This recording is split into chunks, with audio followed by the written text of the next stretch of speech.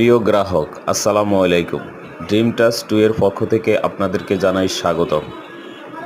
Dream touch 2 এতে এখন যে কোনো ধরনের ইউভি প্রিন্ট করা যাবে। এই প্রিন্টারটি জাপানি অনেক হাই কোয়ালিটি এবং অনেক দ্রুত গতির প্রিন্টার। অনেক শর্ট টাইমে অনেক হিউজ পরিমাণ কোয়ান্টিটি প্রিন্ট করা যাবে।